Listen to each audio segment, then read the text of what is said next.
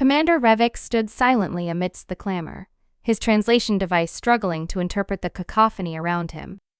Adjusting its humming components, he observed the field before him with a mix of surprise and apprehension. Before him, human cadets braved sheets of rain and biting winds as instructors barked orders, their voices harsh and relentless. Revik watched as they waded through thick mud, their faces etched with exhaustion but determined. Beside him, Lieutenant Serac, his greenish complexion distinct to their species. The zany muttered with puzzled intrigue. "Commander, our reports indicated that this is one of humanity's most prestigious academies. Perhaps this is typical of their training methods?"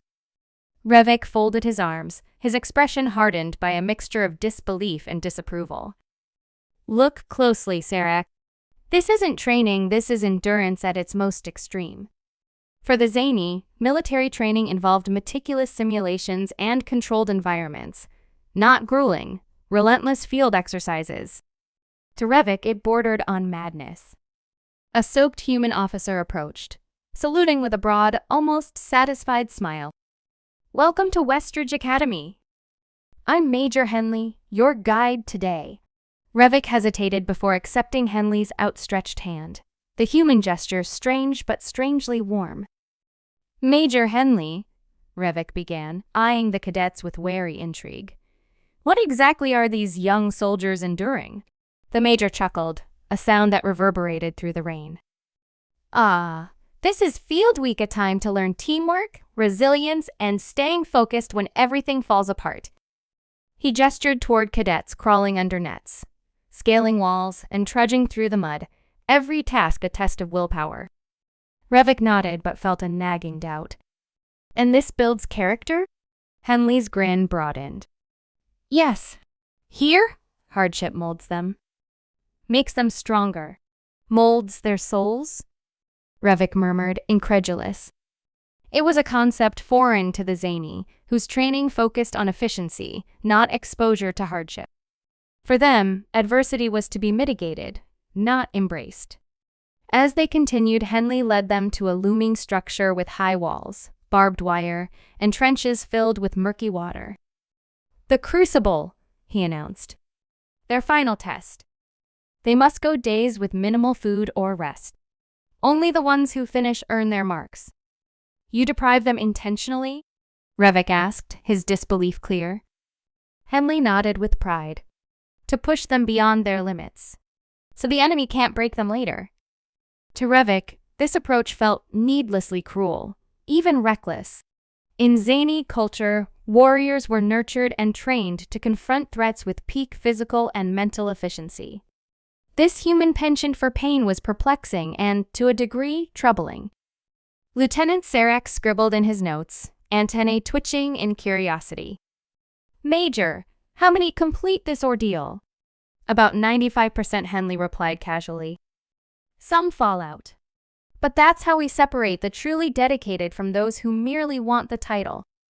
Revik cast a glance at the cadets, their faces streaked with mud, their eyes brimming with a peculiar, almost defiant light. This strange satisfaction in adversity was unlike anything he had encountered.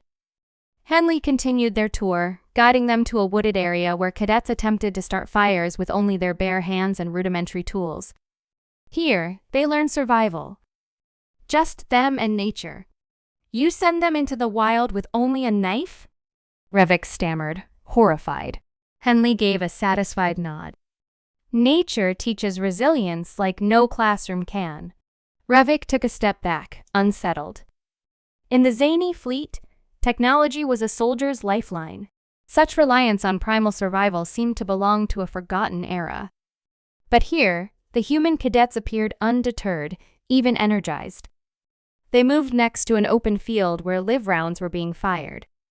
Henley gestured to a squad dodging obstacles, aiming at moving targets with precision. "Live fire range. They practice real combat here."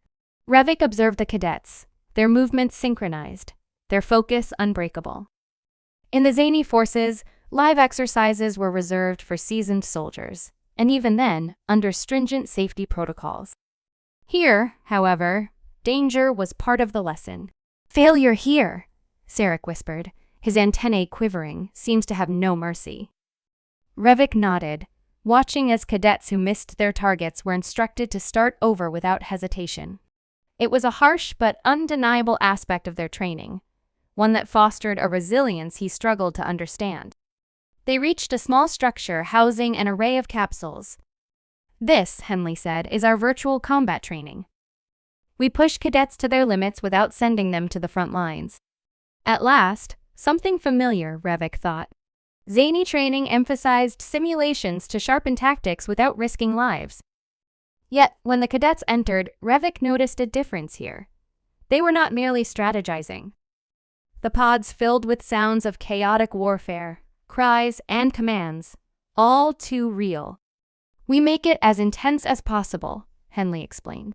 Fear, exhaustion, pain, it's all simulated here. Revik felt his resolve waver as he watched the cadets strain against imaginary foes. This immersion in hardship, even within a virtual space, was more extreme than any zany exercise. Do they agree to this?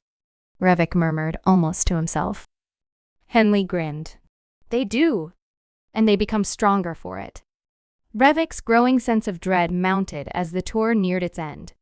Each stop on their path had revealed something new and profoundly disturbing about humanity's training philosophy. Humans, he realized, weren't simply preparing to face an enemy. They were conditioning themselves to endure any obstacle, to overcome fear, pain, and the unknown. At the end of the tour, Henley paused and turned to Revik, his expression somber.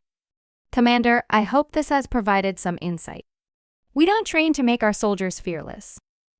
We train them to endure, to survive.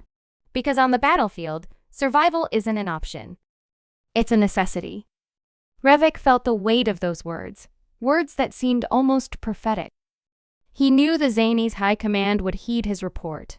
But for now, the implications of what he'd witnessed here haunted him. As he prepared to depart, Revik looked back one last time at the academy, its grounds swathed in rain and mist. There, on that unforgiving terrain, humanity forged something unique, something formidable. Perhaps he thought, it was this more than any weapon that made them such feared adversaries. With a final glance, Revik whispered to Sarek, Now we know, Lieutenant. We may have underestimated these humans. As they departed, Henley's parting words echoed in his mind. We don't aim to instill fear, Commander. But if it's a consequence, so be it. In that moment, Revik understood. Humans did not merely train to survive, they trained to prevail,